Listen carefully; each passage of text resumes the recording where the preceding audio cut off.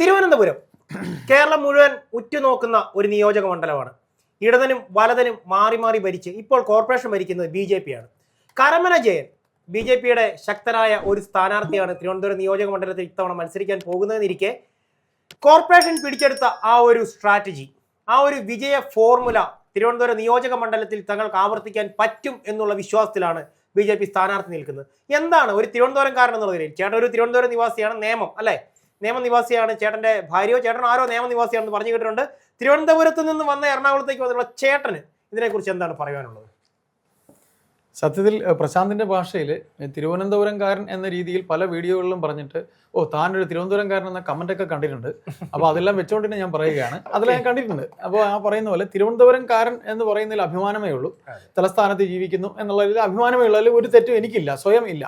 അതായത് നമുക്ക് പറയാനുള്ള ഒരു സംഗതി എന്ന് വെച്ചാൽ തിരുവനന്തപുരം നിയോജക മണ്ഡലത്തിൽ കരമന ജയൻ ചേട്ടൻ, ഞങ്ങൾ ജയൻ ചേട്ടൻ എന്നാണ് തിരുവനന്തപുരത്തുകാർ വിളിക്കുന്നത്. പ്രത്യേകിച്ച് ഈ മാധ്യമ മേഖലയിൽ പണിയെടുക്കുന്നവർ എല്ലാവരും. അദ്ദേഹം ഒരു തലമുതിർന്ന BJP നേതാവാണ്. തിരുവനന്തപുരത്തെ ശ്രീപത്മനാഭ സ്വാമി ക്ഷേത്രത്തിൽ ഞാനൊക്കെ തൊഴാൻ പോകുന്ന സമയത്ത് നിരവധി തവണ ജയൻ ചേട്ടനെ കാണാറുണ്ട്. അപ്പോൾ ജയൻ ചേട്ടൻ അവിടെ മത്സരിക്കുന്നു എന്നാണ് നമ്മുടെ കേട്ടറിവ്. ഏതായാലും തിരുവനന്തപുരം നിയോജക മണ്ഡലത്തിൽ തലസ്ഥാനത്തെ നിയോജക മണ്ഡലം എന്ന രീതിയിൽ അവിടെ തീരദേശം മാത്രമല്ല നഗരപ്രദേശവും കൂടെ ചേർന്നുള്ള സ്ഥലമാണ്. അപ്പോൾ തീരദേശം എന്ന് പറയുമ്പോഴത്തേക്ക് വെട്ടുകാട്, കണ്ണാന്തുറ, ശംഖുമുഖം, വലിയതുറ, വള്ളക്കടവ് എന്നിങ്ങനെയുള്ള സ്ഥലങ്ങളൊക്കെ ചേർന്ന ആണ് തീരദേശം എന്ന് പറയുന്നത്. അവിടെ കോസ്റ്റൽ ഏരിയ കൂടെയാണ്. ക്രിസ്ത്യൻ ഹിന്ദു മുസ്ലിം വോട്ടുകൾ ഇങ്ങനെ ഉള്ളതാണ്. അവിടെ കോളനി ഏരിയയും കൂടെയൊക്കെയാണ്. അത് നമുക്ക് വഴിയേ വരാം. ഏതായാലും 70 വർഷത്തിനിപ്പുറം UDF-ഉം പിന്നെ LDF-ഉം മാറി മാറി ഭരിച്ച ഒരു മണ്ഡലമാണ്. എൻ്റെ സ്കൂൾ പഠനകാലം അവിടെ ഒരു പിന്നെ ശംഖുമുഖത്തിനടുത്ത് സെൻറ് റോക്സ് കോൺവെന്റ് എന്ന് പറയുന്ന ഒരു കോൺവെന്റ്, ഈ ശംഖുമുഖത്തിനടുത്ത് സെൻറ് റോക്സ് കോൺവെന്റ് എന്ന് പറയുന്ന ഒരു സ്കൂളിലാണ് ഞാൻ എൻ്റെ LP സ്കൂൾ പഠിക്കുന്നത്. 1ാം ക്ലാസ് മുതൽ 4ാം ക്ലാസ് വരെ പെൺകുട്ടികളുടെ സ്കൂളാണ്. 4ാം ക്ലാസ് വരെ ആൺകുട്ടികൾക്കുള്ളൂ. അപ്പോൾ നമ്മൾ അവിടെ പഠിക്കുമ്പോൾ ഈ ശംഖുമുഖം കടൽ തീരം വളരെ അടുത്താണ്. അപ്പോൾ ഞങ്ങളുടെയൊക്കെ കുട്ടിപ്രായത്തിൽ കേട്ടിട്ടുള്ളത് അവിടെ LDF-ന്റെ സ്ഥാനാർത്ഥികളായി വന്ന ആൾക്കാരുടെ പേര് വരെ ഇന്നും മനസ്സിൽ ഓർമ്മയുണ്ട്. RSPയുടെ സ്ഥാനാർത്ഥിയായി വാമദേവൻ എന്ന് പറഞ്ഞൊരു സ്ഥാനാർത്ഥി മത്സരിച്ചത് എനിക്ക് ഇന്നും ഓർമ്മയുണ്ട്. മൺവട്ടി മൺകോരി വാമദേവൻ സിന്ദാബാദ്. ഇത് ഞങ്ങളുടെ സ്കൂൾ പഠനകാലത്ത് ഞങ്ങളുടെ പിതാവിനോട് ചോദിക്കും, അച്ഛാ ഇങ്ങനെ ഒരു വാക്ക് കേൾക്കുന്നല്ലോ, മൺവട്ടി മൺകോരി ഇത് ഏത് പാർട്ടിയുടെയാണ്? അപ്പോൾ അച്ഛൻ പറയും മൺവട്ടി RSPയുടെയാണ്. RSPയാണ് അന്ന് ചില സമയത്ത് ഘടകകക്ഷി എന്ന രീതിയിൽ അവിടെ കൊടുത്തിട്ടുണ്ട്. മൺവട്ടി മൺകോരി വാമദേവൻ സിന്ദാബാദ്. വാമദേവൻ അവിടെ മത്സരിച്ചിട്ടുണ്ട്. ബഹുമാനപ്പെട്ട അദ്ദേഹം മത്സരിച്ചിട്ടുണ്ട് ഒരു തവണയോ മറ്റോ ഒക്കെ. അതായത് മണ്ഡലം മാറി ഇത് സ്കൂൾ പഠനകാലത്തെ കാര്യമാണ്. അപ്പോൾ ഇത്തരത്തിൽ RSP സ്ഥാനാർത്ഥി വാമദേവൻ അത് LDF-ന്റെ സ്ഥാനാർത്ഥിയാണ്. ദെൻ MM ഹസൻ കൈപ്പത്തി ചിഹ്നത്തിൽ അവിടെ അദ്ദേഹം മത്സരിച്ചിട്ടുണ്ട്. ഇങ്ങനെ ഇതിൽ നമ്മൾ പറയുന്ന പോലെ LDF-ന്റെയും UDF-ന്റെയും നിരവധി സ്ഥാനാർത്ഥികൾ മത്സരിച്ച് 70 വർഷം പിന്നിട്ട ഒരു മണ്ഡലമാണ്. അവിടെ എന്ത് വികസനം ഉണ്ടായെന്ന് ചോദിച്ചാൽ എൻ്റെ അറിവിൽ ഇപ്പോഴും പ്രശാന്ത് ശംഖുമുഖം കടൽത്തീരത്തേക്ക് വരിക, മഴ പെയ്ത് കടൽ കയറി ഒരു നമ്മുടെ വിമാനത്താവളത്തേക്ക്, ഡൊമസ്റ്റിക് വിമാനത്താവളത്തിലേക്ക് പോകുന്ന റോഡ് പിന്നെ ഒരു വട്ടം പൊളിഞ്ഞു കിടക്കും, പിന്നീട് വീണ്ടും ശരിയാക്കും, കടൽത്തീരത്തെ മണ്ണ് ഇടിഞ്ഞുകൊണ്ട് പോകും. അങ്ങനെയുള്ളൊരു അന്തരീക്ഷമാണ് അവിടെ. ശംഖുമുഖം ദേവീക്ഷേത്രം പോകുന്ന വഴിയാണ്. ഏതായാലും ഈ പറയുന്ന രീതിയിൽ 70 വർഷം LDF-ഉം UDF-ഉം അവിടെ ഭരിച്ച് നല്ല രീതിയിൽ വികസനം ഉണ്ടാക്കിയിട്ടുണ്ട്. അപ്പോൾ പിന്നെ രണ്ടാമതുള്ളത് ഗതാഗതക്കുരുക്ക് എന്ന് പറയുമ്പോൾ ഈ ഹൈവേ വരുന്ന പ്രദേശം കൂടെയാണ്. നമ്മുടെ കഴക്കൂട്ടത്ത് നിന്ന് നമ്മൾ ആറ്റിങ്ങിൽ നേരെ വരുന്ന ഒരു ഹൈവേ ഉണ്ട്. അത് നേരെ ഈഞ്ചക്കൽ വരെ വരും. ഈഞ്ചക്കൽ നിന്ന് പിന്നെ നമ്മൾ തിരുവല്ലം പരശുരാമ ക്ഷേത്രം വരെ ഒക്കെ പോകും. അപ്പോൾ ഈ പ്രഭാതത്തിലൊക്കെയുള്ള കാര്യം പരശുരാമ ക്ഷേത്രത്തിൽ നമ്മൾ ബലിയിടാനൊക്കെ പോകാറുണ്ട്. അപ്പം ഈ ഈഞ്ചക്കലാണെങ്കിൽ ശരിക്കും അവിടെ ഈ നല്ല ഫ്രഷ് മീനൊക്കെ കിട്ടുന്ന അങ്ങാടിയുണ്ട്, ചന്തയുണ്ട് അവിടെ. അപ്പോൾ ഈ പറയുന്ന പോലെ രാവിലെ ഒരു 8 മണിക്കകത്ത് മാത്രമേ ഈ ഒരു തിരക്ക് ഇല്ലാതുള്ളൂ. പിന്നീട് അങ്ങോട്ട് വിമാനത്താവളത്തിൽ വരുന്നവരുടെ കാര്യം ഈ ചാക്ക കഴിഞ്ഞിട്ടാണ് ഇപ്പോൾ ഇന്റർനാഷണൽ എയർപോർട്ട് വരുന്നത്. അപ്പോൾ ചാക്ക പാലം കടന്ന് നമ്മൾ ചിലപ്പോൾ ഇന്റർനാഷണൽ എയർപോർട്ടിൽ നിന്ന് വരുന്ന വാഹനം നേരെ കയറിയിട്ട് ഹൈവേയിലേക്കാണ് വരുന്നത്. അത് മാത്രം കഴക്കൂട്ടത്ത് നിന്ന് വരുന്ന വണ്ടി ഹൈവേ എന്നാണ് വരുന്നത്. ഇതെല്ലാം കൂടി ചേർന്ന് അവിടെ ഒരു ജാം, ഈഞ്ചക്കൽ ഒരു ജാമാണ്. ഇപ്പോൾ വികസനം ഒക്കെ നടക്കുന്നത് കാരണം സർവത്ര ജാമാണ്. ഈഞ്ചക്കൽ നിന്ന് വലത്തോട്ടാണ് വള്ളക്കടവിലേക്ക് പോകുന്നത്. ഞാൻ ആദ്യം പറഞ്ഞ പോലെ വള്ളക്കടവ്, വലിയതുറ, ശംഖുമുഖം ഇങ്ങനെയുള്ള ഏരിയ. ഏതായാലും ഗതാഗതക്കുരുക്ക് അതിഭീകരമായിട്ട് ഉള്ളൊരു സ്ഥലമാണ് ഈ മണ്ഡലം. ഇപ്പോഴും ഈ കഴിഞ്ഞ ഇത്രയും കാരണം ഞാനൊക്കെ ഈ സ്കൂളിൽ പഠിക്കുന്ന കാര്യം പറഞ്ഞില്ല, 4ാം ക്ലാസ്സിൽ പഠിക്കുന്ന പറഞ്ഞില്ല. ഇന്നും ഈ പറയുന്ന 4ാം ക്ലാസ് വരെ പഠിച്ച സമയത്ത് ഉണ്ടായിരുന്ന വിമാനത്താവളത്തിന്റെ മതിലിനോട് ചേർന്നുള്ള കെട്ടിടങ്ങളൊക്കെ തന്നെ അവിടെ നിന്ന് മോടി പിടിപ്പിച്ചതേ ഉള്ളൂ. അവിടെ ഒന്നും വലിയ മാറ്റമില്ല. ആ സ്കൂളിൽ ഞാൻ ഇടയ്ക്കൊന്ന് വെറുതെ ഒന്ന് പോയായിരുന്നു. ചേട്ടാ പറയുമ്പോൾ ഒരു കാര്യം കൂടി ചോദിക്കണം, പൗരാണിക ശേഷിപ്പുകൾ ധാരാളമുള്ള സ്ഥലമാണ്. അതേക്കുറിച്ച് എന്തെങ്കിലും? പൗരാണിക ശേഷിപ്പുകൾ എന്ന് പറയുമ്പോൾ കോട്ടകളുണ്ട്. അതായത് ശ്രീപത്മനാഭ സ്വാമി ക്ഷേത്രം എന്ന് പറയുന്നത് ഓർക്കുമ്പോൾ ഓർമ്മ വരുന്ന മേത്തൻമണിയാണ്. മേത്തൻ മണിയുണ്ട്, ശരിയാണ്. എനിക്ക് ഓർമ്മ താങ്കൾ കണ്ടിട്ടുണ്ടാവും ഒരു മേത്തൻ രണ്ട് ആടുകൾ വന്ന് കവിളിൽ ഇടിക്കുന്ന രംഗം.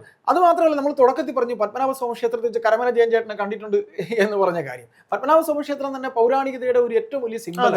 പിന്നെ കിഴക്കേക്കോട്ട, അതും പ്രശാന്ത് കണ്ടിട്ടുണ്ടാവും വഴിയുണ്ട്. കിഴക്കേക്കോട്ട തന്നെ കോട്ടയാണ്, പടിഞ്ഞാറേക്കോട്ട ഒരു കോട്ടയാണ്.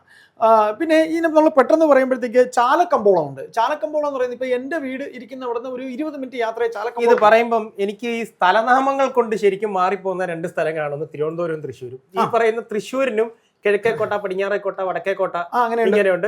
തിരുവനന്തപുരത്തിനും കിഴക്കേക്കോട്ട, പടിഞ്ഞാറേക്കോട്ട, വടക്കേക്കോട്ട, അങ്ങനെ കോട്ട എന്താണെങ്കിലും. ചേട്ടാ, നമുക്ക് നമ്മുടെ വിഷയങ്ങളിനകത്ത് ഈ പറയുന്ന ജയൻ ചേട്ടൻ, ചേട്ടന്റെ ഭാഷയിൽ പറഞ്ഞാൽ ജയൻ ചേട്ടൻ, BJPയുടെ സ്ഥാനാർത്ഥി കരമന ജയൻ സാറ് കുറച്ച് കാര്യങ്ങൾ മുന്നോട്ട് വെച്ചിട്ടുണ്ട്. അതായത് ഇടതിനെയും വലതിനെയും സമ്മർദ്ദത്തിലാകുന്ന ചില പോയിന്റുകൾ അദ്ദേഹം മുന്നോട്ട്. അത് തന്നെയാണ് നമ്മൾ സംസാരിച്ചു വരുന്നത്. അത് നമ്മൾ ഒരുപാട് വലിഞ്ഞു പോകുന്നുണ്ടോ എന്ന് എനിക്കൊരു സംശയം. പോയിന്റുകളിലേക്ക് വരും. അതായത് ചാലക്കമ്പോളം വരുന്നുണ്ട്. ചാലക്കമ്പോളം എന്ന് പറയുമ്പോൾ ചാലക്കമ്പോളത്തില് നമ്മൾ ഇപ്പം എൻ്റെ വീടിൽ നിന്ന് തന്നെ ഒരു 20 മിനിറ്റ് യാത്രയേ ഉള്ളൂ. അമ്മയുള്ള കാലത്തും ചാലക്കമ്പോളത്തിൽ പോയി സാധനം മേടിച്ചുകൊണ്ട് വരുന്ന ഒരു തൃപ്തിയാണ്. അപ്പൊ ചാലക്കമ്പോളത്തിൽ ഒരു സൈക്കിള് പോലും വെക്കാനുള്ള പാർക്കിംഗ് ഏരിയ ഒന്നും ഇല്ല. ഒരു പബ്ലിക് ആയിട്ടുള്ള ഒരു ടോയ്ലറ്റ് പോലും ഇല്ല. അതായത് ഒരു ശരിക്കും ഒരു ടോയ്ലറ്റ് സംവിധാനം പോലും. തലസ്ഥാനം എന്ന പേര് മാത്രമേ ഉള്ളൂ. അല്ല, തലസ്ഥാനം എന്ന പേരെന്ന് പറഞ്ഞു കഴിഞ്ഞാൽ ഈ തലസ്ഥാനത്ത് വന്ന് കിടക്കുന്നത് കണ്ണൂർ മുതൽ. നിങ്ങൾക്കൊരു കാര്യം അറിയോ, തലസ്ഥാനത്ത് ഏറ്റവും കൂടുതൽ കണ്ണൂരുകാരന്മാരാണ്. തലസ്ഥാനത്ത് ഏറ്റവും കൂടുതൽ കണ്ണൂരുകാരായിട്ടുള്ള CPM നിങ്ങൾക്ക് അറിയില്ല. ഏറ്റവും കൂടുതൽ കണ്ണൂരുകാരാണ്. ഔദ്യോഗിക ആവശ്യത്തിനും അല്ലാതെയും ഈ CPM LDF ഭരിക്കുന്ന സമയത്ത് ഏറ്റവും നമ്മളെ ഭാഷ കേൾക്കുമ്പോഴാണ് ഇത് കണ്ണൂരാണെന്ന് നമുക്ക് തിരിച്ചറിയുന്നത്. ഏതായാലും ചാലക്കമ്പോളത്തിൽ ഒരു സൈക്കിൾ പാർക്ക് ചെയ്യാനുള്ള സ്ഥലം പോലും ഇല്ല. നിങ്ങൾ ചാലക്കമ്പോളത്തിലൊക്കെ നമ്മൾ രാവിലെ ചെല്ലുമ്പോൾ വളരെ രസകരമായ കാഴ്ചയുണ്ട്. കാര്യം കൊല വണ്ടി വരുന്നു, അതുപോലെ തന്നെ വേറെ വണ്ടികൾ, പച്ചക്കറി വണ്ടികൾ വരുന്നു. വളരെ രസകരമായ അനുഭവം. മാർക്കറ്റ് ഫേമസ് ആണ്. ചാല മാർക്കറ്റ് എന്നുള്ളത് ഒരു ഫീല്. അതുപോലെ നമ്മൾ ഈ മാർക്കറ്റ് ഫീലുണ്ട്. രാവിലെ നമ്മൾ ആലുവ മാർക്കറ്റിൽ തന്നെ രാവിലെ പോയി നോക്കും. പുലർകാലത്ത് പോകണം. പുലർകാലത്ത് അതൊരു ഫീലാണ്. അപ്പൊ അത്തരത്തിൽ ചാലക്കമ്പോളത്തില് പാർക്കിങ്ങിന്, സൈക്കിൾ പാർക്കിങ്ങിന് പോലും സ്ഥലമില്ല. പിന്നീട് കിള്ളിപ്പാലം ജംഗ്ഷനിൽ നോക്കിയാൽ നഗരവാസികളുടെ ഒരു അഭയ കേന്ദ്രമാണ് ഈ പറയുന്ന കരമന മുതൽ ഈ കിള്ളിപ്പാലം ഒക്കെ എന്ന് പറയുന്നത്. കരമന ജയൻ എന്ന് പറഞ്ഞ ചേട്ടൻ കരമന എന്ന് പറയുന്ന സ്ഥലം നിങ്ങൾക്കറിയാം. അപ്പൊ ഇത്തരത്തിൽ ഈ നഗരവാസികളുടെ ഒരു അഭയ കേന്ദ്രമാണ്. പിന്നെ വാട്ടർ അതോറിറ്റിയുടെ ഏറ്റവും മോശമായ ഒരു പ്രവർത്തനമാണ് അവിടെ ഉള്ളത്. നമ്മുടെ ഈ നഗരത്തിൽ നിന്ന് ഇറങ്ങിയിട്ടുള്ള പ്രാന്തപ്രദേശമായിട്ടുള്ള സ്ഥലങ്ങളുണ്ട്. അതായത് ഒരു നമ്മൾ ആളുകൾ തിങ്ങിപ്പാർക്കുന്ന, സാധാരണക്കാരായിട്ടുള്ള ജനങ്ങൾ തിങ്ങിപ്പാർക്കുന്ന ഒരു ഏരിയ ഉണ്ട്. അപ്പോൾ ഈ പ്രാന്തപ്രദേശങ്ങളിൽ നിരവധി, നമ്മൾ നേരത്തെ പറഞ്ഞു വള്ളക്കടവ്, വലിയതുറ, ഈ ഏരിയയിലൊക്കെ ഒരു പ്രാന്തപ്രദേശമാണ്, നഗരത്തിന്റെ പ്രാന്തപ്രദേശമാണ്. അപ്പോൾ അവിടെയും അവിടെയൊക്കെ ഒരുപാട് ഈ പറയുന്ന ക്രിമിനൽ ആക്ടിവിറ്റീസ് ഒക്കെ നടക്കുന്ന സ്ഥലവും കൂടെയാണ്.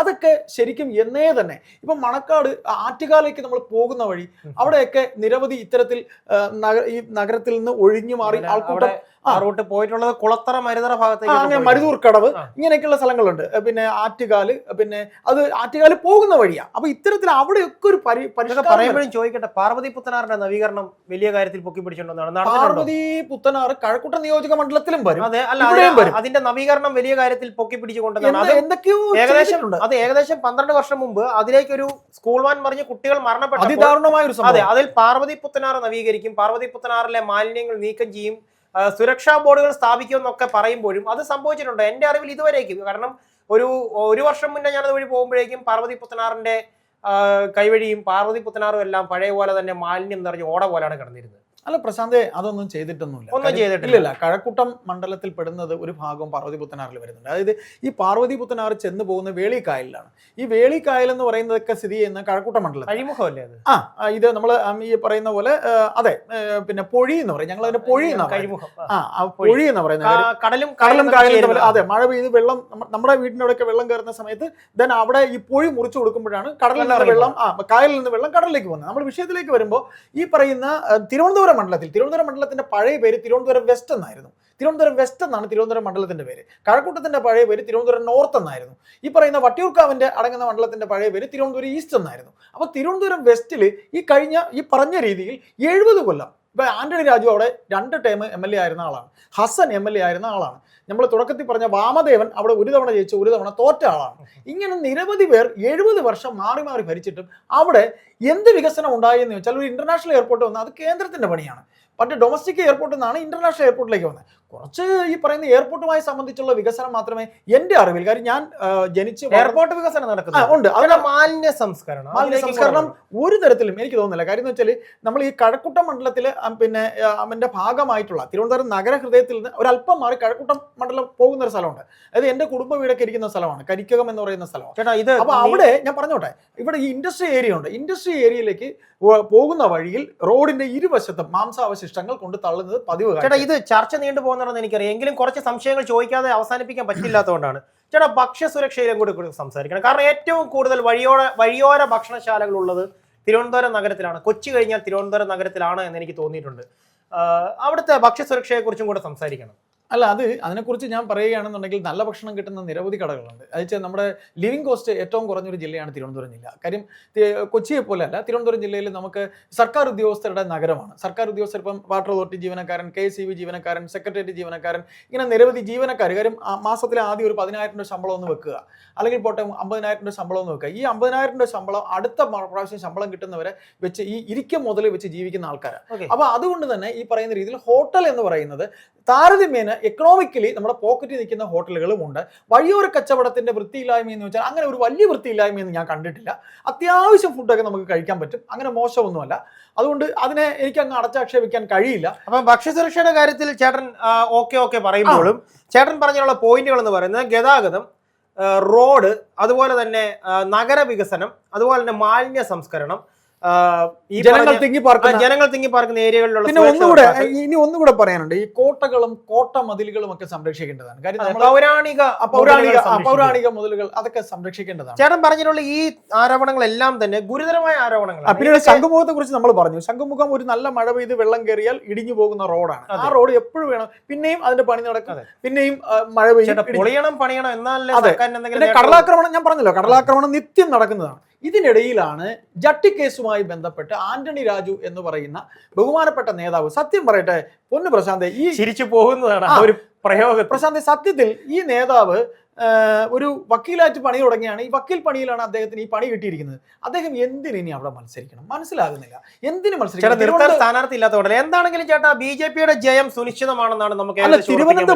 തിരുവനന്തപുരത്ത് ഇദ്ദേഹത്തിന് വീണ്ടും സ്ഥാനാർത്ഥിയാക്കുന്നതിലൂടെ LDF ഇദ്ദേഹത്തിനെ വീണ്ടും സ്ഥാനാർത്ഥിയാക്കുന്നുണ്ടെങ്കിൽ ഞങ്ങൾക്ക് തിരുവനന്തപുരത്തുകാർക്ക്, ഇപ്പൊ നമ്മുടെ മണ്ഡലമല്ലെങ്കിലും ഇദ്ദേഹത്തെ പോലുള്ള ഒരാള് മത്സരിക്കുന്നത് ഗതികേടാണ്, നാണക്കേടാണെന്ന് മാത്രമേ പറയാനുള്ളൂ.